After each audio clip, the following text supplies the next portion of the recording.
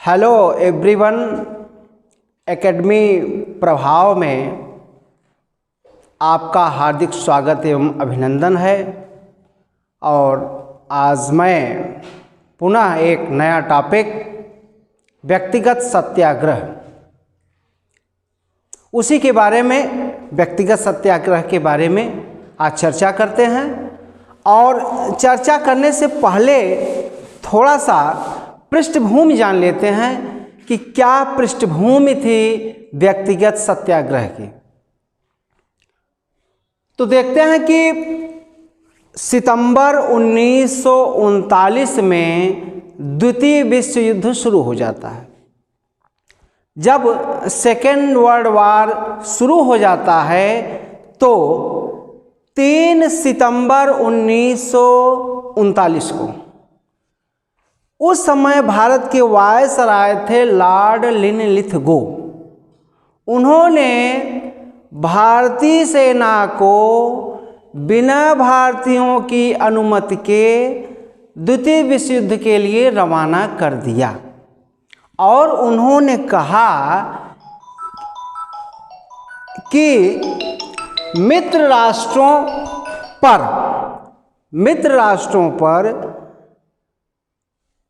जो फासिस्ट शक्तियां हैं, फासिस्ट शक्तियों ने मित्र राष्ट्रों को गुलाम बना लिया है। तो हमारा ये दायित्व बनता है कि जो हमारे मित्र राष्ट्र गुलाम बन गए हैं, उन फासिस्ट शक्तियों से छुटकारा दिलाना है। तो ये बात जब सबसे बड़े नेता उस समय के जवाहरलाल नेहरू को पता चली तो उन्होंने तुरंत विरोध किया कि बिना हमारी अनुमति के आपने भारतीय सेना को द्वितीय विश्व युद्ध में उतार दिया, जबकि हम खुद गुलाम हैं। मैं खुद गुलाम हूं, तो एक गुलाम दूसरे गुलाम को किस तरीके आज़ाद कराएगा। तो उससे अच्छा ये है कि पहले आप हमें सत्ता सौंप दें, और तब जो है, जब हमको सत्ता मिल जाएगी तब हम उस द्वितीय विश्व युद्ध में बहुत बढ़िया भूमिका अदा करेंगे और मित्र राष्ट्रों को आज़ाद कराएंगे। लेकिन लिनलिथगो ने ये बात नहीं मानी।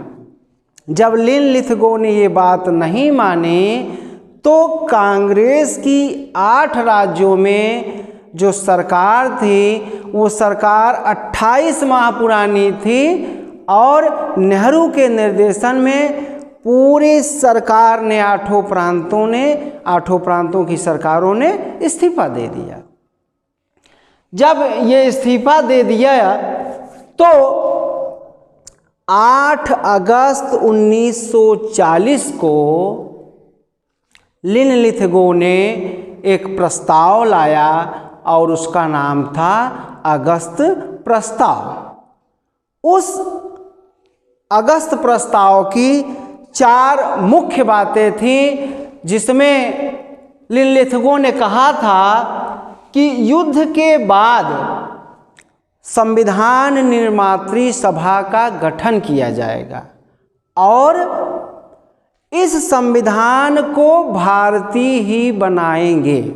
ये पॉइंट आप लोग नोट कर लें कि सबसे पहले बात कहाँ आई है कि भारतीय संविधान को भारत के लोग ही तैयार करेंगे। तो ये बात आई है 1940 के अगस्त प्रस्ताव में।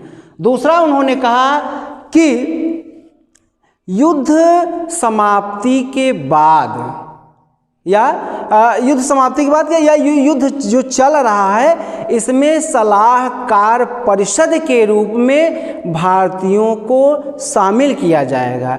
जबकि भारतीय सेना को भेज दिया गया है, जब भारतीय सेना को भेज दिया गया है, तब सलाहकार परिषद की क्या औचित्य है, क्या इसकी भूमिका है, इसीलिए नेहरू ने इसका विरोध किया था।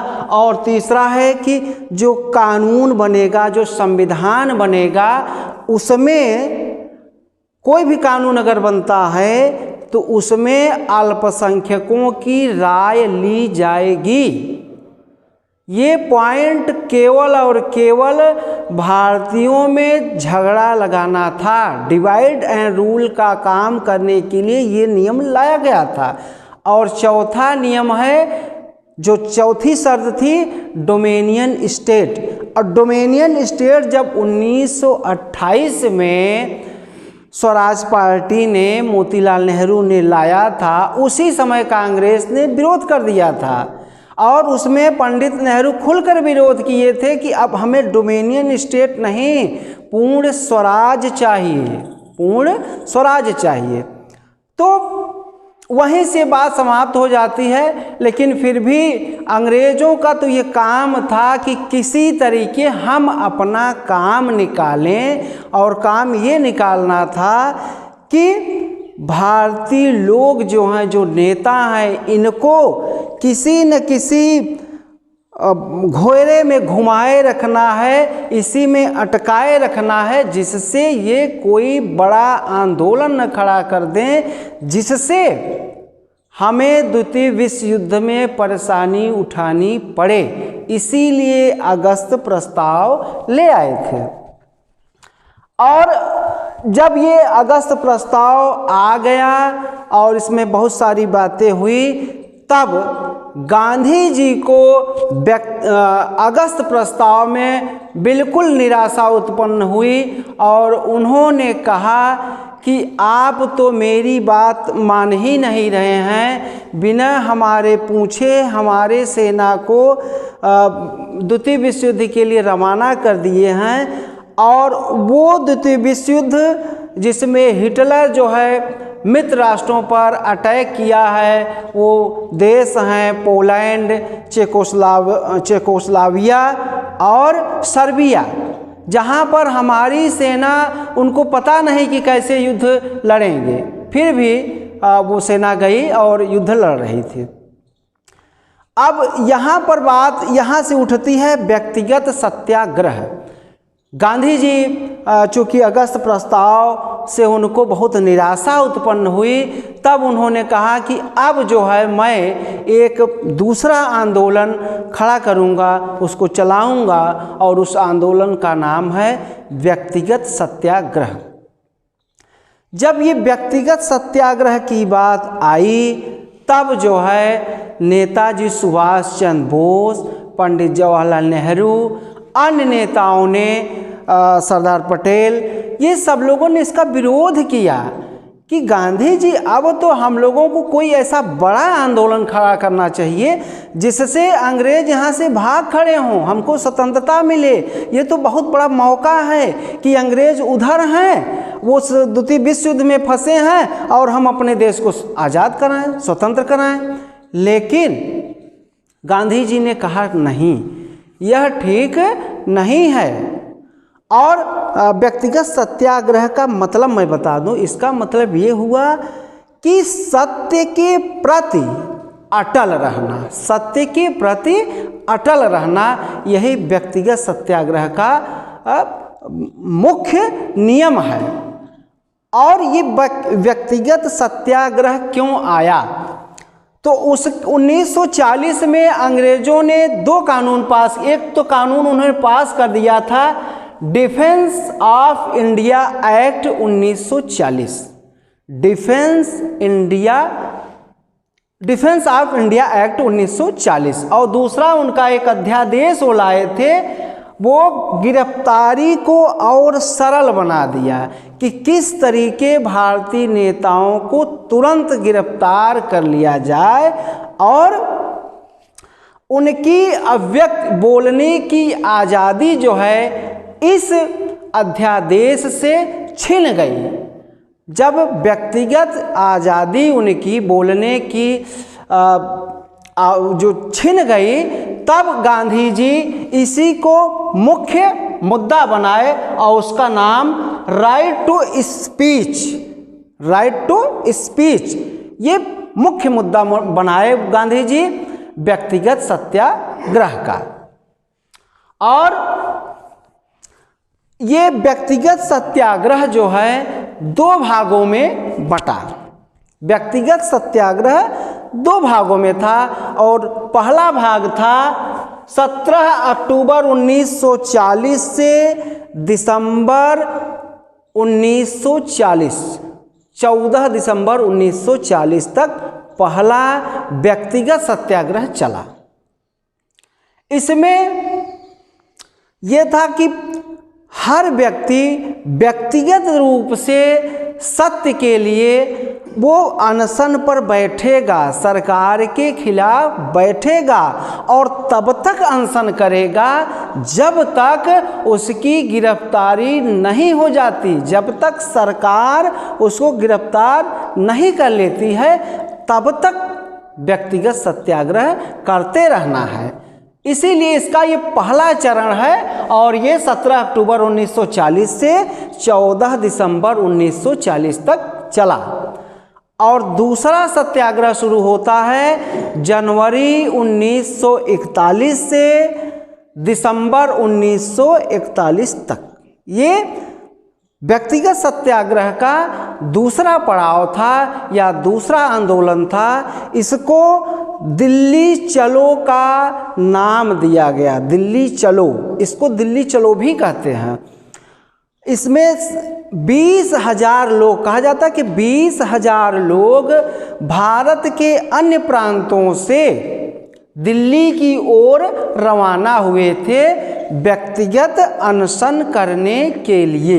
इसीलिए इसका ये दूसरा पड़ाव माना जाता है।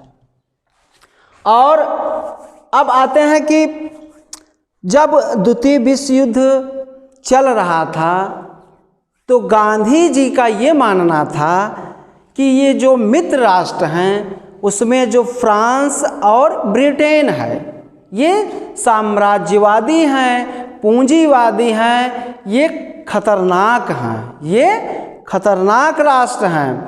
और जो धुरी राष्ट्र थे जिसमें जर्मनी, जापान और इटली थे, ये 3 देश धुरी राष्ट्र थे। तो गांधी जी इनको फासिस्ट शक्तियाँ कहा, गांधी जी ने इनको फासिस्ट शक्तियाँ कहा। और गांधी जी ने ये भी कहा कि फासिस्ट शक्तियाँ मित्र साम्राज्यवादी शक्तियों से ज़्यादा खतरनाक हैं, साम्राज्यवादी शक्तियों से फासिस्टवादी शक्तियाँ ज़्यादा खतरनाक हैं। इसलिए हमको मित्र राष्ट्रों का सहयोग करना है, हमको मित्र राष्ट्रों का सहयोग करना है और फासिस्ट शक्तियों को हराना है। अब ये गांधी जी का मानना था और उन्होंने कहा कि अगर जो है हम भारत में कोई बड़ा आंदोलन शुरू कर देते हैं तो जो मित्र राष्ट्र हैं उनको और उसमें मुख्य जो है ब्रिटेन है उसको नुकसान हो जाएगा, उसको नुकसान हो जाएगा। इसलिए हम कोई बड़ा आंदोलन नहीं छेड़ेंगे जिससे ब्रिटेन को नुकसान हो। ये गांधी जी का मानना था। बल्कि इसका विरोध जो है नेताजी सुभाष चंद्र बोस ने खुलकर किया था कि ये कैसी बातें कर रहे हैं आप गांधी जी। अब ये देखते हैं कि जो व्यक्तिगत सत्याग्रह आंदोलन शुरू हुआ उसमें सबसे पहले व्यक्तिगत सत्याग्रही कौन थे, तो वो थे विनोबा भावे, जो सबसे पहले उन्होंने व्यक्तिगत सत्याग्रह किया। और दूसरे थे पंडित नेहरू और तीसरे सत्याग्रही थे ब्रह्मदत्त। कहीं कहीं किताबों में दिया रहता है सरदार पटेल तीसरे सत्याग्रही, लेकिन ये आईएएस में पूछा गया है, प्री में क्वेश्चन आया है कि तीसरे सत्याग्रही कौन थे, तो उसका आंसर ब्रह्मदत्त थे। इस बात को आप नोट कर लेंगे। और बहुत सारे कंपटीशन में आता है, ऐसा नहीं कि केवल सिविल सेवा में। अब हम विनोबा भावे के बारे में थोड़ा सा जानकारी कर लें क्योंकि इनमें बहुत सारे क्वेश्चंस बनते हैं और आपको जानकारी भी चाहिए। इनका जन्म 1895 में महाराष्ट्र के पेड़ नामक स्थान पर हुआ था। और इनको जो है गांधी जी का उत्तराधिकारी भी माना जाता है। और ये बहुत बड़े स्वतंत्रता संग्राम सेनानी, समाजवादी चिंतक और सर्वोदयवादी चिंतक, जिनका ये मानना था कि सभी का उदय हो, सभी के साथ सभी को बराबर बराबर मात्रा में जो है जमीनें हों, सब जो है विकास करें अपना। और इनका मूल नाम, असली नाम था विनायक नरहरि। इसको आप लोग ध्यान देंगे, इनका नाम था विनायक नरहरि। और 15 नवंबर 1982 को इनकी मृत्यु हुई थी। और इन्होंने जो व्यक्तिगत सत्याग्रह शुरू किया था, इनका एक आश्रम था महाराष्ट्र में, उस आश्रम का नाम था पवनार। उसी पवनार आश्रम से इन्होंने व्यक्तिगत सत्याग्रह 17 अक्टूबर 1940 को शुरू किया था। ये गांव में घूम घूम करके बताते थे कि हमको अंग्रेज़ों से आज़ादी चाहिए और सत्य के प्रति हम अटल रहें, सत्य के प्रति हम अटल रहें। अब जो है विनोबा भावे जो है वो गांधी जी के उत्तराधिकारी भी थे। और एक बहुत बड़ी बात आपको बताऊं, सबसे बड़ी बात यह है कि जो संपत्ति का मूल अधिकार जो है, जो आपके मूल अधिकार में था और उसको हटाया गया, तो इनकी उसमें महत्वपूर्ण भूमिका है विनोबा भावे की। जब लॉर्ड कॉर्नवालिस जो है स्थायी बंदोबस्त लागू कर दिया, स्थायी बंदोबस्त बंगाल, बिहार, उड़ीसा इन प्रांतों में लगाया गया था। और स्थायी बंदोबस्त का मतलब हुआ कि एक झटके में ही उसने ऐसा कानून लाया कि जो जमींदार थे, जो ज़मीनों को देखते थे, वो सारी ज़मीनें उनकी हो गई, जबकि वो केवल मालगुजारी वसूलने का काम करते थे जमींदार। लेकिन जब स्थायी बंदोबस्त कॉर्नवालिस ने लागू कर दिया, तो जो जमींदार थे वो 500 बीघे, 600 बीघे, 700 बीघे, 1000 बीघे के वो मालिक बन गए। और वो जब मालिक बन गए तो अन्य जो किसान थे छोटे मोटे, उन जो जमींदारों के पास रहती थी, वो छोटे मोटे किसान, मध्यम वर्गीय किसान, वो भूमिहीन हो गए। और ये भूमिहीन होना उनके लिए सबसे बड़ी समस्या बनकर आई। अब ये देखते हैं कि जब संविधान निर्माण हो रहा था तो उसमें जो मेंबर थे वो बड़े बड़े जमींदारों के घर से थे और वो लॉ की डिग्री विदेशों से प्राप्त किए थे। तो उनका तो मन ही था कि संपत्ति के मूल अधिकार को, संपत्ति के अधिकार को मूल अधिकार बनाया जाए, जिससे उनकी ज़मीनें सुरक्षित रहें, जिससे उनकी ज़मीनें सुरक्षित रहें। और गांधी जी ने जब विनोबा भावे ने इसी भूदान आंदोलन शुरू किया। विनोबा भावे ने भूदान आंदोलन शुरू किया और 1951 में उन्होंने भूदान आंदोलन शुरू किया था 18 अप्रैल 1951 को। तो उसका नाम था भूदान आंदोलन। और उनका ये मानना था कि 1/6 भूमि, 1/6 भाग भूमि का जो बड़े बड़े जमींदार हैं 1,000 बीघे की स्वेच्छा से जमीनों को दान करें, स्वेच्छा से जमीनों को दान करें। और कहा जाता है किताबों में कहीं कहीं कि इस तरीके 5,000 करोड़ एकड़ जमीन जो है उस भूदान आंदोलन के माध्यम से इकट्ठा हुई। और जब ये ज़मीन इकट्ठा हुई तो उस ज़मीनों को छोटे छोटे किसानों में कुछ भागों में कुछ बांटा भी गया था। और अब थोड़ा सा आप लोगों को और बताऊं कि इस जमींदारी के व्यक्ति जो जमींदारी बहुत बड़े जो जमींदार थे, इससे जो है बहुत सारे किसान जो थे वो भूमिहीन हो गए थे। इसीलिए बंगाल के नक्सलवाड़ी गांव जो है 1967 में कुछ जो भूमिहीन किसान थे उन्होंने एक आंदोलन खड़ा कर दिया और उसका नाम था नक्सलवाद। और ये जो नक्सलवाड़ी गांव है ये नेपाल, भारत और बांग्लादेश का बॉर्डर है, तीनों देशों का बॉर्डर है। वहीं से ये नक्सलवाद शुरू हुआ।